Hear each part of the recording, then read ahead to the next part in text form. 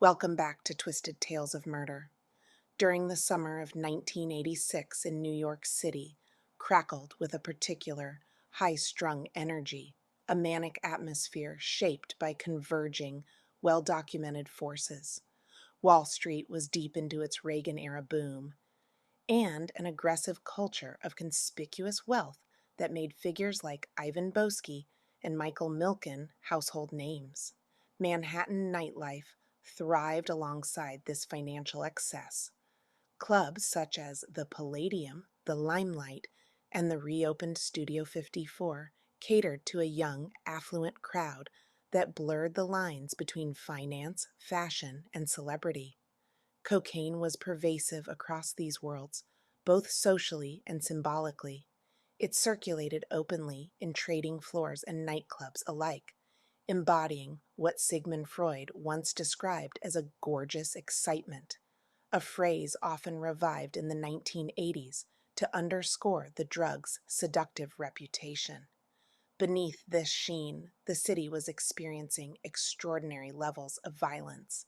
In 1986, New York recorded 1,582 homicides across its 5 boroughs, a figure shaped in part by the ongoing crack epidemic and the proliferation of illegal firearms. Subway cars were still heavily graffitied. Entire neighborhoods bore the marks of arson and abandonment from the fiscal crises of the previous decade, and residents had grown grimly accustomed to daily reports of shootings and assaults. Mayor Ed Koch presided over a city that was financially recovering but socially fractured, where prosperity and precarity existed side by side. In this climate, where crime was frequent enough to fade into background noise, certain cases nonetheless cut through the din. When violence intersected with wealth, privilege, and the closed circles of Manhattan's elite, it drew disproportionate attention from the tabloids, particularly the New York Post and the Daily News. One such case would come to dominate headlines, not merely for its brutality, but for what it revealed about power, entitlement, and decay beneath the polished surface of New York's ruling class. On the morning of August 26, 1986, 18-year-old Jennifer Levin was found strangled to death in Central Park, just behind the Metropolitan Museum of Art. The man charged with her murder was 19-year-old Robert Chambers, a movie star handsome youth from the Upper East Side, who looked like he stepped out of a Brooks Brothers advertisement. The media immediately branded it the Preppy murder. But this wasn't just a story about a crime. It was a story about how privilege can be used as a weapon, how a victim can be put on trial for her own death, and how the clean-cut appearance of the elite can mask a deep, systemic darkness. Tonight, we peel back the layers of a case that still haunts New York nearly 40 years later. But before we dive into this chilling case, take a moment to like and subscribe so you don't miss any other twisted tales of murder. To understand the tragedy, we have to understand the two people who walked into the park that night. Jennifer Levin was the daughter of a partner in a lucrative Manhattan real estate firm. Her father, Stephen, recalled that she had been a gangly kid with braces before she burst into beauty at age 16. By the time she graduated from the Baldwin School, she had been voted best looking in her class. Robert Chambers, standing a hulking 6 feet 4 inches, was the picture of a privileged youth. He had attended a succession of elite private schools, including York Prep, but his academic career was far from stable. Though he had the well-pressed look of a man of means, his family was not actually wealthy. Behind the cobalt eyes and dark lashes was a young man struggling with a drug and alcohol habit so severe he had allegedly turned to stealing to fund it. He had even completed a treatment program and had been expelled from Boston University after just 1 semester. To his friends at Dorian's Red Hand, the bar where the city's elite children gathered, he was Rob, a boy swarmed by girls who found him breathtaking. One acquaintance, Cynthia Weiner, remembered him as a guy who could show kindness and concern, once carrying her to a taxi when she was too intoxicated to walk. But 2 weeks after that act of kindness, he would be accused of something unthinkable. The night of August 25th, 1986 began like any other for the Preppy crowd. Jennifer Levin arrived at Dorian's with 3 girlfriends, specifically hoping to see Chambers. They had a history of brief, sporadic romantic liaisons, but nothing that had grown into a serious relationship. While at the bar, Jennifer was seen drinking a Bay Breeze, vodka mixed with pineapple and cranberry juice. According to her friend Larissa Thompson, Jennifer wanted to go home with Chambers that night and made a beeline for him.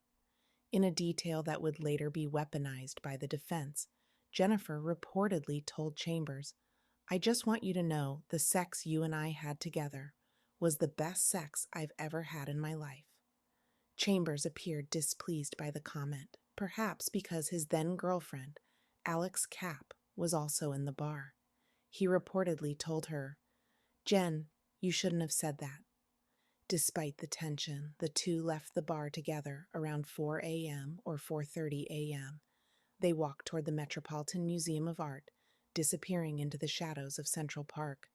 Just 2 hours after leaving the bar, the manic energy of the night met a cold, brutal end. At approximately 6:15 a.m., a passing bicyclist discovered Jennifer's body beneath a grove of hardwood trees. She was half naked, badly bruised, and had been strangled to death. In a chilling display of detachment, Robert Chambers was seen standing across the road, watching the police and the growing crime scene. When investigators finally brought him in for questioning that afternoon, they immediately noticed deep scratches on his face. Chambers initially claimed the scratches were from a cat. After 7 hours of interrogation at the Central Park precinct, Chambers finally cracked. He admitted he had been with Jennifer, but he spun a narrative that would define the trial. He claimed she had molested him, insisting they go into the park when he wasn't interested. He told police she had tied his hands behind his back with her own panties and squeezed his genitals so painfully while sitting on his chest that he flipped her over and yoked her from behind around the neck. He stated, "I didn't mean to hurt her," he insisted, claiming it was an accident born of a frenzy of pain. The trial that followed was a media circus that many felt put the victim on trial instead of the killer. Robert's defense attorney, Jack Littman, employed a strategy of character assassination. He demanded access to Jennifer's diary, hoping to prove she was kinky and aggressive. The tabloids were complicit, running headlines like "Jenny killed in wild sex" and "Sex play got rough." Prosecutor Linda Fairstein argued that this spectacle was an attempt to play on the unconscious feeling that it's still not acceptable for a girl to be interested in sex. She maintained that Chambers and Levin had a quarrel and that he had deliberately killed her. Jennifer's family had to endure weeks of their daughter's reputation being dragged through the mud. Jennifer's sister, Danielle, would later say Littman killed her all over again.